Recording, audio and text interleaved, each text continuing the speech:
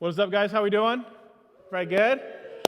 It's warm in here. It's cold out there. So glad you guys are here today. My name is Justin, one of the pastors here at Hope City. And if you're a guest with us today, super pumped that you're with us.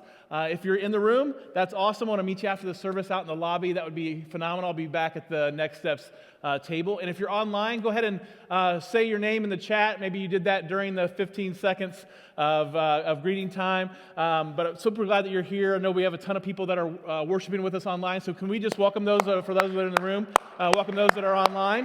So glad to have you guys here. There's a few people here that are happy, a few other people in the room that aren't happy that you're online, but great to have you. We're in this week two of this series called Different.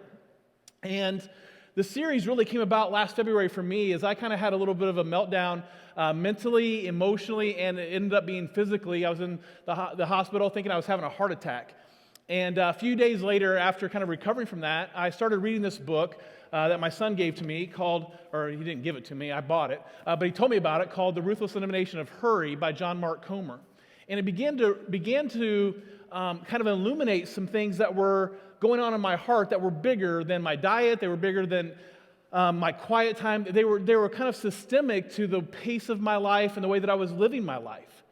And I decided and really kind of felt God push me back in March to do this series, to open up 2022 with this series based on the book. And because we all want to be different at the beginning of the year, that's what we're calling this series, Different.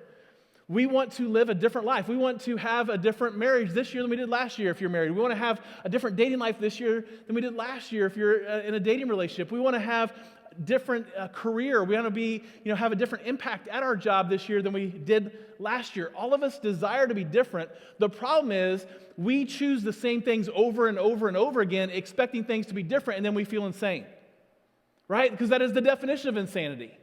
And so in order to have something different in 2022, you're going to have to choose something different. And so last week, we talked about the greatest enemy to different, the greatest enemy to transformation is a 5-letter word that goes 500 miles an hour, and it's a word called hurry. More specifically, last week, we said that hurry sickness is the greatest enemy to change. It's the greatest enemy to transformation. Now, if you don't know what hurry sickness is, John Mark Comer describes it. Dallas Willard, another theologian, another professor, describes it as this perpetual striving but never arriving. Like if you don't know what hurry sickness is in your life, it's this constant need to strive and this feeling that you never arrive. Right? Maybe you get to the end of the day and you're exhausted, and what you think to yourself is, man, I worked so hard today. I accomplished nothing today. Right? Have you ever been there? Like you get to the end of the day and you look back and you go, I worked for 9 hours. I worked for 7.5 hours. I worked all day long. I don't feel like I accomplished anything. And so you go to bed and you get up and you get on that treadmill again the next day thinking that something is going to be different. And so you're constantly striving at work. You're constantly striving relationally. You're constantly striving socially. You're constantly striving in your relationship with God. And you always feel like a failure because you never arrive. And John Mark Comer says, hey, that's hurry sickness.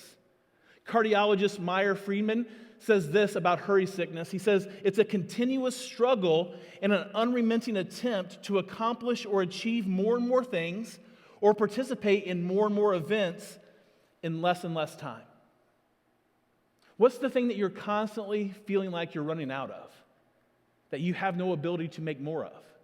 My guess is it's time. All of us have the ability at some level to make more money or different money, but many of us feel like we never have enough time. And what he goes on to say, that cardiologist goes on to say, is that it affects your physical body. Like when you have hurry sickness, it's not just something that affects your soul, it is something that can affect your physical body. So how do we have something different? How do we escape hurry and live a life that is connected to God at a pace that we can sustain in a way that brings fulfillment to our life, that helps us to reconnect with God and to reconnect with our own souls? Well, I think the first step in anything that you struggle with in your life is admitting that you have a problem. Right? Like coming face to face and being humble enough to say, man, that is me. I really struggle with that. I really suck at that. I'm not really good at that. I really have a void in my life when it comes to that. And what's what's so hard about admitting that we struggle with hurry sickness is we say yes to things that make us busy because we think they make us valuable. And so we want to tell other people, we want to project our busyness to other people because we want them to know how important we are. Not consciously. Nobody's that, self-centered. Well, maybe some people are, but it's not a conscious choice, right? It's this feeling of validation. It's this feeling of self-esteem that we want other people to validate how important we are by them knowing how busy we are. And so we don't admit that we struggle in this area. But here's the deal. We are distracted and we are busy, and it's hard to admit. But for many of us, we're addicted to pace. We're addicted to noise. We're addicted to distractions. And our hurried lifestyle helps us hide how uncomfortable we are with silence. It helps us hide how uncomfortable we are with our life without noise. So what's the first thing you do when you have some downtime? I'm not talking like 30 minutes of downtime. I'm talking red light. Red light downtime. Boom. Right? Some of you can heart like 9 pictures at a stoplight. Some of you can respond to 7 text messages at a stoplight. Like some of you are masters picking up your phone. You don't even have to pick up your phone. You have it mounted on your car in such a way that you just hit like that and it's automatically opened, right? And you can like multitask as you're sitting at a stoplight. You put your phone down. You come home from work. How many of you have ever done this? You come home from work and you're not even going to watch TV, but you turn on the TV, right? You're like doing the dishes, you're making dinner, but the TV is on. Why? Because you want the noise of the TV, right? You're not comfortable in the silence without the TV on. And so we come to this place where we have moments of downtime, and then we fill it up with social media. We fill it up with our phones. We fill it up with Netflix. We fill it up with Spotify. There's this need to perpetuate the noise that you and I feel every single day because we don't want to come face to face with the fact that we like distractions. We like the noise. Microsoft found that the average attention span has gone from 12 seconds in the year 2000 to 8 seconds today. Who knew that 22 years ago, 12 seconds was something to brag about, right?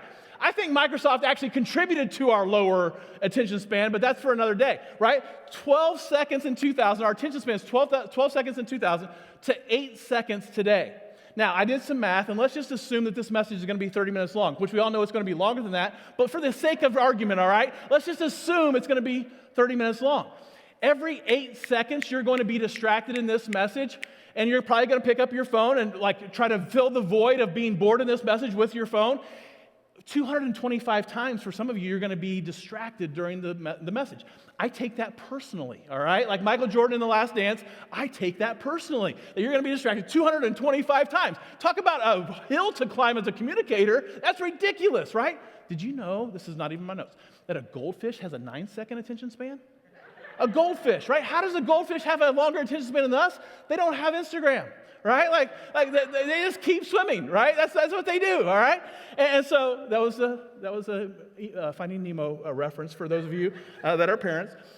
So John Mark Comer says this about our distractions. He says, this new normal of hurried digital distraction is robbing us of the ability to be present to God, present to other people, and present to all that is good, beautiful, and true in our world. And here's the most damaging, I think, statement, even present to our own souls. We talked about this a little bit last week, that if you feel a disconnection to God, that is a problem, right? And you want to try to remedy that problem, but you have self-awareness to recognize, I feel distance in my relationship with God.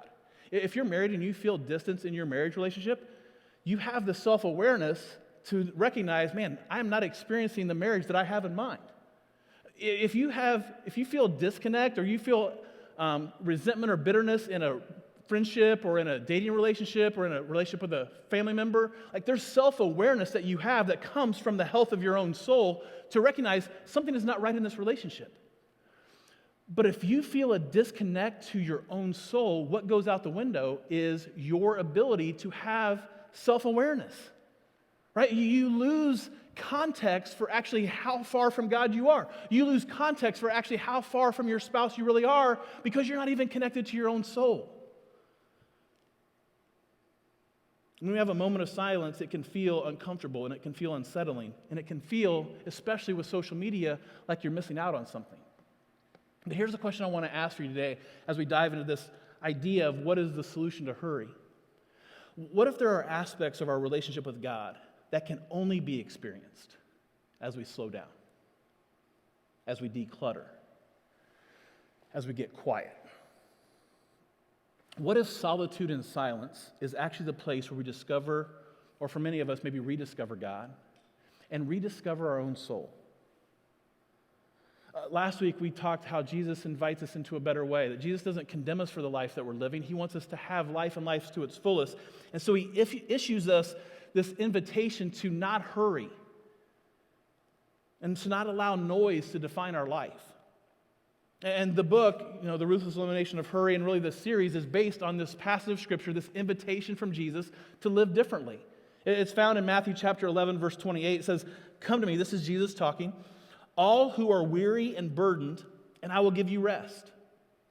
Take my yoke upon you and learn from me." That last song that we sang, that Trish and Becca wrote. Your yoke is easy, your burden is light. Right? Like that's what Jesus invites us to. We talked about what a yoke is last week. He says, "For I am gentle and humble in heart." He doesn't say I'm rigid and judgmental in heart. He says, "No, I'm gentle and I'm humble in heart. And you'll find rest for your souls. For my yoke is easy and my burden is light." And here's one of the principles that this book has been teaching me over the last 11 months. It's that in order to live the life Jesus offers, we have to live the way Jesus lived. And that's really hard. It's not complicated, but it's difficult. But I think for many of us, myself included, we want the life Jesus offers. We just don't want to live the life Jesus lived. Right? We want all the benefits of following Jesus. We don't want to take up our cross and follow him.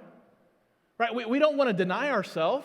We don't want to be humble. We don't want to admit weakness. We don't want to live the life that Jesus lived. We just want the benefits that Jesus offers, right? And that's just a consumeristic mindset. That's just a consumer. No one would want to be in a relationship where you want to get something from that person, but you don't want to live life with that person, right? That's narcissistic. Nobody wants to be in a relationship with a narcissist, but that's how we treat God. We want the life that Jesus offers, but we don't want the lifestyle that Jesus calls us to live. It's one thing to say we follow Jesus. It's another thing to live our life the way that he lived his. Now, if you weren't here last week, I cannot encourage you enough. I very rarely say this. And for those of you who've been around a while, you know this. I don't say go back and watch last week's message. If you weren't here last week, go back and watch last week's message. It's super critical. It gives you a foundation, not just for the series, but there are terms, there's terminology. There's an exercise that we did last week that kind of sets the pace and tone for the rest of this series. And so I want to encourage you to go back and read or listen to the message last week or watch it, because we talked about a rule of life. Now, anytime I hear the word rule, not good for me, all right? Enneagram 8, it's a challenger. Not about it, all right? I'm a rule breaker, not a rule follower. I don't want to talk about rules, especially rules for life, all right? I'm 47, how old? 48 years old. I'm 48. Man, I'm a man. I'm 48, all right? That's another reference. I don't want to talk about rules, all right? I want to live my life. But a rule of life, as we talked about last week, it's not like this rigid thing to restrict you. A rule of life simply is a set of practices that help us slow down and experience life to its fullest. It's like you predetermining how you're going to live your life rather than just trying to spontaneously figure it out along the way. It's you setting the course for your life. And so last week we put this grid together and talked about these quadrants of how you can divide up and create a rule of life. And it's based on relational, spiritual, mental, and emotional. We call it RPMs. Now, if you want to download, if you weren't here, you can download the handout that we had last week and the graphic that we had to help you figure this out. You just text RPM to 317-943-8773. It'll send it right to your phone. You can download it, all right? It'll be a Dropbox link that you'll get. But Jesus had a rule of life. Jesus regularly engaged in a practice that was critical not only to his well-being as a human being, but also his ability to fulfill the purpose that God had for him in his life. And here's where I think some of us feel defeated, because we know that God has called us to something, but we don't feel capable of doing it. right? And so we come to church and we hear about all of these grandiose visions and all this great language of hey, God has a purpose for your life, and we don't feel like we're capable of experiencing that purpose or living out that purpose, and it's probably because we're not living how Jesus lived, so we can't fulfill the purpose that Jesus has given us. And the practice that Jesus had as a part of his rule of life was the practice of solitude. The practice of solitude. Now, that sounds really boring. All right, and that sounds really, really hard. And it's not hard. It's not simple, or it's simple, but it's not hard. In Luke chapter 4, verse 1 and 2, Jesus begins his ministry, and it says this: Then Jesus, full of the Holy Spirit, returned from the Jordan River. Now, Jesus had just had the most epic baptism service of all time. All right, John the Baptist, his cousin, was asked by Jesus to baptize him, and John's like, I'm not even worthy to carry your sandals. There's no way I can baptize you. And Jesus is like, no, I want to be obedient to baptism. And so there's this epic scene where John baptizes Jesus. A dove descends out of heaven. A voice from heaven comes out of the sky saying, this is my son with whom I'm well pleased. Like there's this commissioning and this affirmation that God gives his son Jesus to start his public ministry. And you would think that is the biggest kickoff of all time, right? That's the biggest start of ministry at all time. And so then what happens? He was led by the Spirit to the desert where he was tempted by the devil for 40 days. Jesus ate nothing at all at that time and became very hungry. So you have this unbelievable ceremony, right? All these people are just in awe. They heard the voice of God. And Jesus has been waiting 30 years to start his public ministry. He's been preparing for this moment. So what does he do to kind of launch his public ministry? Do you do a TikTok challenge of walking on water, seeing who else can follow suit? No. Does he do a water into wine tasting? No. Right? Does he raise somebody from the dead and post it on his story? No. Does he do a direct mail campaign, have everybody meet him at the synagogue for the launch of his public ministry? No. He is led into the desert by the Spirit of God, and he is alone for 40 days. The problem is he's not really alone, because Satan is there tempting him constantly, day after day after day. And Jesus is in solitude. Now, your translation may say he was led into the wilderness. That's it's a synonymous word. It's an interchangeable word with desert. In fact, the Greek word for desert is eremos, and it means desert or deserted place or desolate place, or here's my favorite, quiet place.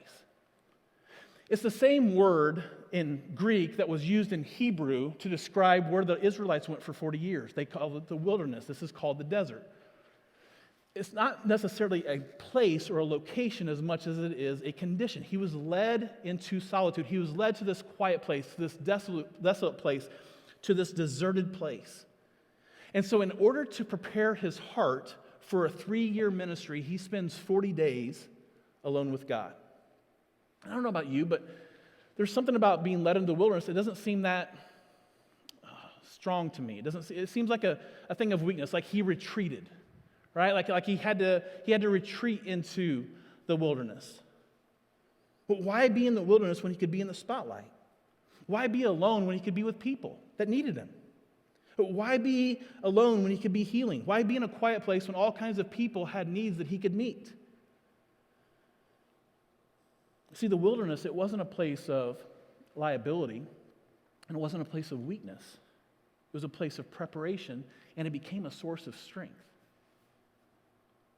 So let me ask you this. When you have a big project that's due at work, or you have an important decision to make, or you have a critical conversation to have, do you start from a place of quiet with that?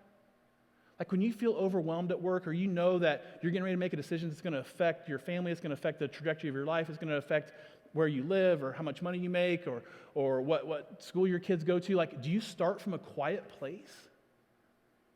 As I was thinking about that this week and how Jesus went into the wilderness to prepare for what he was going to do to receive strength, I started thinking about the worst decisions I've made in my life. The worst decisions I've made financially, the worst decisions I've made relationally, the worst decisions I've made spiritually.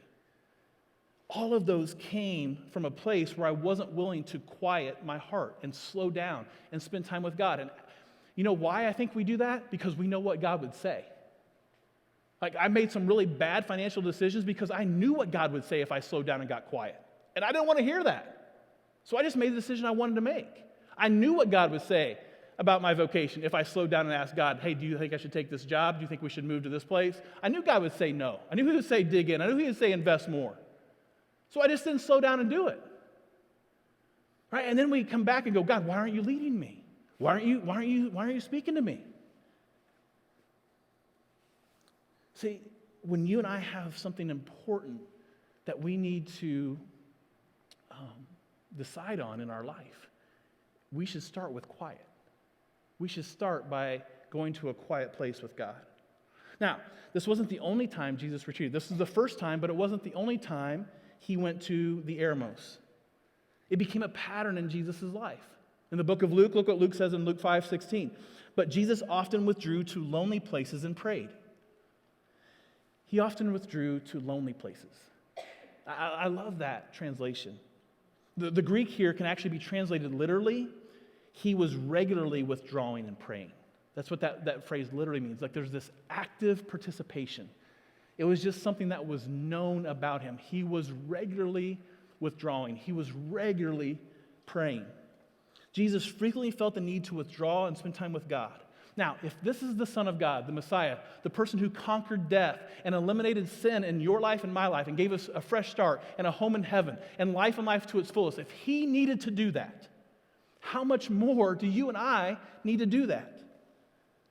Luke records Jesus getting away from the crowds and withdrawing and going to lonely places or quiet places 9 times in his gospel. Like, there's a routine to Jesus' life. There's a pattern to Jesus' life. It's something that Luke observed from the outside looking in, or as he wrote the Gospel of Luke, that the people that he interviewed to write the Gospel, they said that about Jesus repeatedly, for him to put it in there 9 times. If Jesus felt the need to often withdraw, shouldn't we? If the Son of God recognized that he needed to withdraw to be strengthened, why do you and I think that we can go at the pace of our life, with the noise in our life, and live the life that God calls us to live? How arrogant is that? Right? It's probably not ignorance, right? Ignorance is, I just didn't know. For many of us who grew up in church or have been around church, it's not ignorance. It's not that we don't know. It's that we know and we just choose not to, and then we wonder what's wrong with our relationship with God. William Barclay is a theologian. He says this: it may well be that the whole trouble in our lives is that we give God no opportunity to speak to us because we do not know how to be still and listen. We give God no time to recharge us with spiritual energy and strength because there is no time when we will wait upon him.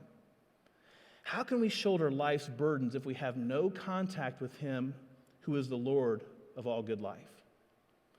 Jesus often withdrew. Now, you might be thinking something that I've thought, well, Jesus doesn't get it. Jesus isn't alive in 2022. Jesus doesn't have Snapchat. Jesus didn't have, demands. Jesus didn't have a boss that respected no boundaries and texted him at all times of day and night. Jesus didn't have coworkers that worked, 80 hours a week and emailed them all times of day and night expecting a response. Jesus didn't have carpool lines. Jesus didn't have travel sports. And Jesus didn't have, the demands that I have in my job or in my relationships or at home. Jesus didn't have any of that. It was a different time back then.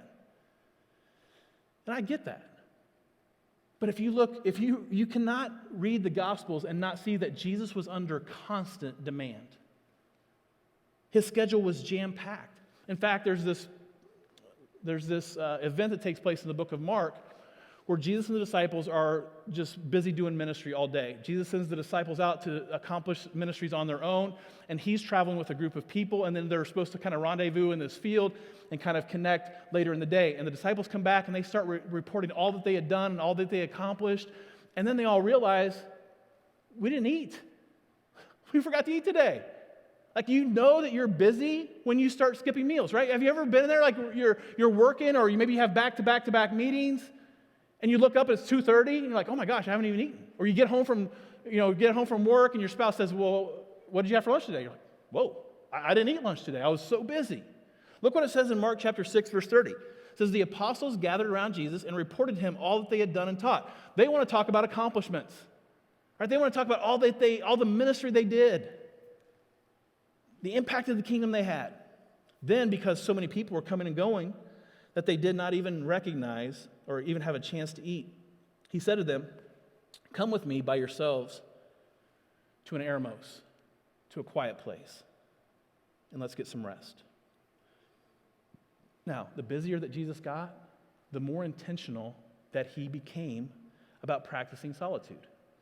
You're not going to trip and fall into solitude. You're not going to wake up tomorrow and go, "Whoa, spent an hour and a half with God. Didn't even know how to that. I didn't even plan on that." No, that's not going to happen, right? The busier you are, the more stress that you feel, the more noise and distractions that are in your life, you're going to have to choose this. And can I just be straight up honest with you? This is going to be a counterintuitive choice for some of you, for many of you. If you're anything like me, this was a counterintuitive choice for me. If you struggle with attention span like I do, it's a counterintuitive choice. If you're addicted to noise and distraction like I am, this is a counterintuitive choice. If you're like me and you struggle to turn your brain off at night because you're thinking about all that you didn't get done in that day or all that you have to do yet this week, this is going to be a counterintuitive choice for you.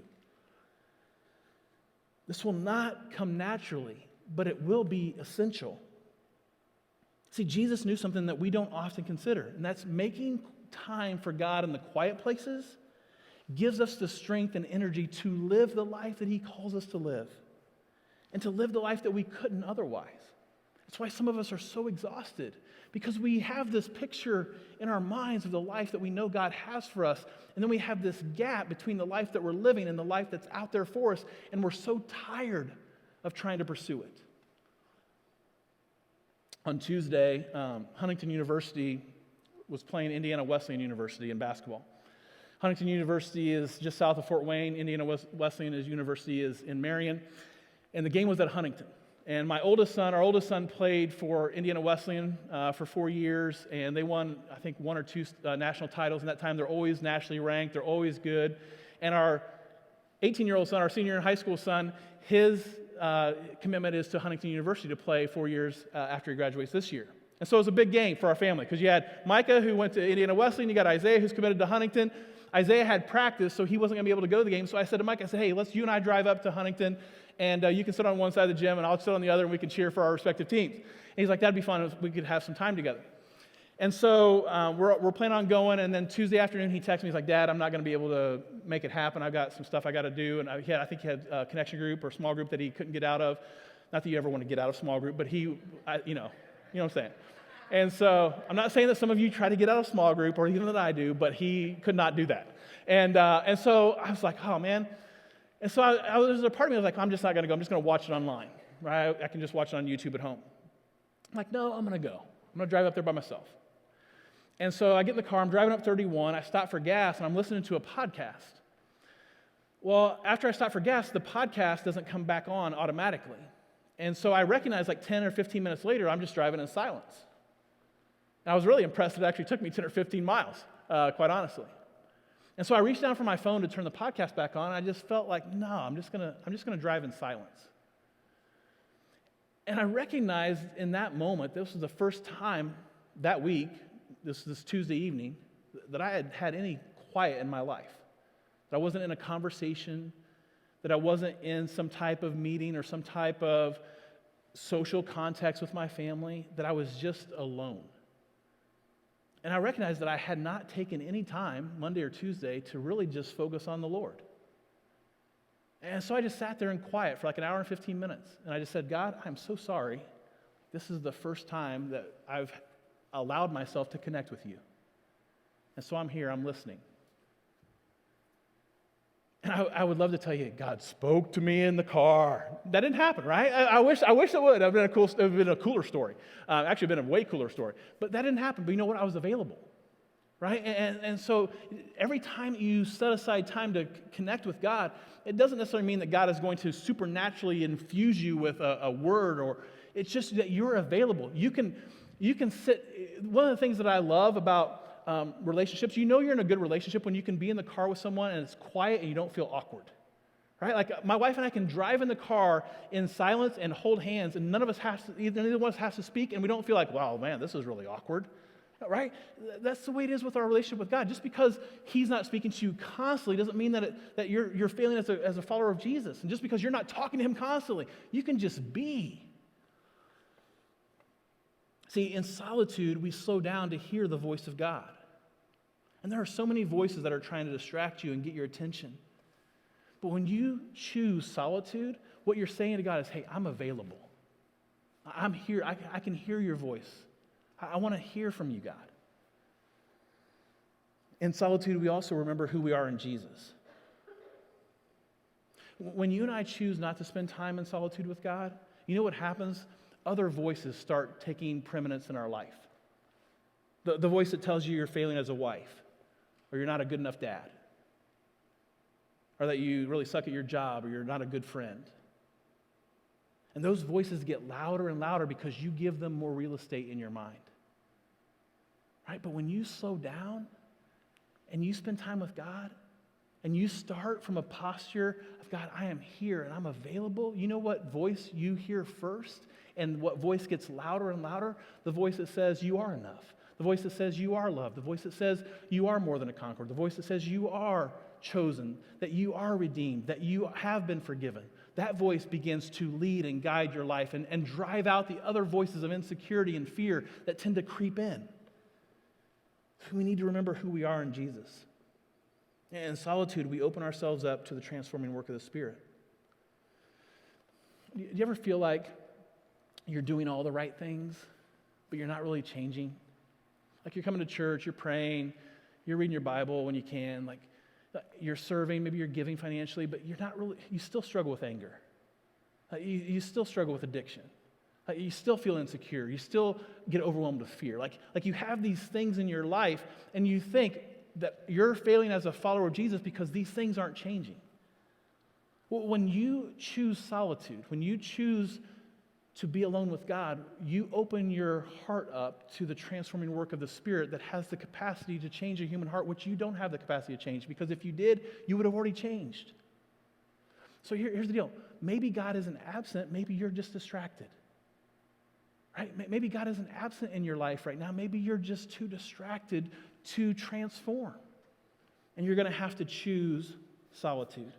Henry Nouwen says this: without solitude, it's virtually impossible to live a spiritual life. We do not take the spiritual life seriously if we do not set aside time to be with God and listen to Him. So, I think I made the case, right? We need solitude, all right? I think I'm not gonna beat that drum anymore, all right? Let me give you some practical ways to live this out this week. There's two types of solitude that we can recognize and pursue. The first is what John Mark Comer calls simple moments of solitude. Simple moments of solitude. And these are as simple as they sound. It's driving to Huntington, Indiana by yourself and turning off the radio, turning off a podcast. That's a simple moment of solitude. It's unplanned, it's spontaneous. But it became a moment of solitude. Maybe it's getting up and having a cup of coffee in the morning by yourself before everybody else gets up. It doesn't have to be Starbucks coffee. It could be any coffee, right? It's just a simple moment of solitude. And maybe it's not even planned, right? Maybe you just wake up, or maybe people are sleeping in, or maybe it's not even a part of your routine, but it's your mind recognizing, oh, I've got a few moments here. I'm just going to quiet my heart, right? Maybe for some of you, it's going for a walk and just being quiet, right? For those of you that connect in nature, maybe it's just going for a walk and just spending time, like just talking with God about nature and just enjoying the outdoors. Maybe it's sitting in the school pickup line without scrolling on your phone. Some of you are like, well, that would be torture. Probably initially, yes. But eventually it becomes a simple moment of solitude, a time for you to connect with God, right? Now, those are simple moments. Now, there are some set times of solitude. And this is intentional quiet time. And maybe for some of you, the best start for you would be 10 or 15 minutes a day this week, or maybe twice a week, or 3 times a week. For some of you that have already doing that, maybe it's 15 minutes every day this week. For some of you that are already doing that, maybe it's upping it to 30 minutes 3 times a day, or 3 times a week this week. Wherever you are, start there. Don't start where you think you should be, because then you'll be defeated. Start where you are. And the first thing you need to do is pick a place. Pick a place. Maybe it's a chair in your room, in your house, or in your living room. Pick a place. Maybe it's a specific room in your house. Maybe it's a specific table at a coffee shop. But you need a place that you can visualize you going to meet with God. Just like you're going to put an appointment in your calendar and you're going to go to Java House and meet with somebody else, or you're going to go to Starbucks and meet with somebody else, or you're going to go out to dinner and meet with someone else, you have a place to go to meet with God. Look throughout all the Old Testament. All the people who heard from God on a routine basis, they had a place they went to do it. Now, there are times that God showed up uninvited, but for the most part, these people had altars they built. They had mountains they went to. They had places that they went to meet with God. You and I need the same thing. Next, pick a time. Pick a time. Now, if you're a morning person and setting your alarm 30 minutes early is no chore for you at all, God bless you, all right? And we want to be like you, but not really. We want to sleep in. But if you're a morning person, this is no chore for you at all. Get up 30 minutes earlier. If you're a night owl and you don't get up early in the morning, you know what you could do? You could set an alarm to turn your TV off 30 minutes earlier. We could stop using time as an excuse, right? Because if I don't go out on a date night with my wife, you know what I say? I don't have enough time. If I don't spend time with my kids, you know what I say? I don't have enough time. If I don't spend time with God, you know what I say? I don't have enough time. But I do have time. You know what I just got like 20 minutes ago? A weekly report of screen time. That's a weekly reminder for me that I do have time. I just choose how I don't spend it with God. Right? And so don't let time be an excuse. Pick a place and then pick a time and do what works for you. And then finally, pick a plan. Pick a plan. For me, there's a ton of Bible plans. If you download the Bible reading app, it's phenomenal. It's amazing. There's all kinds of Bible reading plans on there. You can have a 14-day plan. You can have a 30-day plan. You can have a one-year.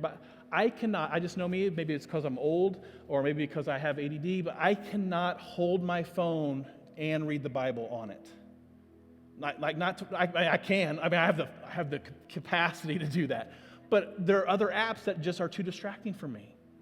And so for the last 16 years, I've had this one-year Bible. And it's a plan for me. And so it's the 19th. I think I'm 2 days behind right now, so I'm admitting that I'm not all caught up. But I've worn this thing out over the last 16 years. But it's my plan. It's something I go to, and you would if I die, you're going to be able to go through here and see the times that I met with God and see the words that God spoke to my heart that meant something on that specific day. Well, this year, Trish kind of recognized that I had worn this thing out, and so she got online. They don't publish this version anymore, so she got online and she found a leather-bound version of that that was gently used and got it for me for such a thoughtful gift. And so it's just this reminder that someone in my life wants me to spend time with God. Now, if your spouse buys this for you and you don't own a Bible, that's a little bit of an indication what they want from you, all right? But it was just this thoughtful gift. And so you know what I do? I get up. Usually I get up 30 minutes before everybody, at least 30 minutes before everybody. I have some quiet. I make a cup of coffee. I do my Bible reading as much as I can in that 30 minutes, and then I have a journal and I just write down thoughts that I have. That's the content of my quiet time. Now, are there times that this feels more like a chore than it does an opportunity? Absolutely it does. But success is not based on how you feel. Success is just showing up. If you're a married person, there are times that your marriage feels like a chore, right? But just showing up during those times allows you to experience greater trust and intimacy with one another at other times, right? And the same thing is true in our relationship with God. And so if you will form the habit of spending time with God, you're going to be able to hear his voice, and you're going to be able to recognize his leading. So here's what we're going to do as we close. I know I went way over today, but I want to give you 2 minutes. Just 2 minutes of just quiet. Now, I know some of you would be completely overwhelmed by that, and so we have a little bit of background music for those of you that would struggle with just silence. But I just want you, this isn't about the person next to you. This isn't about your lunch plans. This isn't about what game you're going to watch this afternoon. This is just about you and God. Would you just say, God, I'm available. I want to be available this week. And this 2 minutes, God, I want to turn into a pattern of my life to connect with you. Okay, so let's take 2 minutes of just quiet.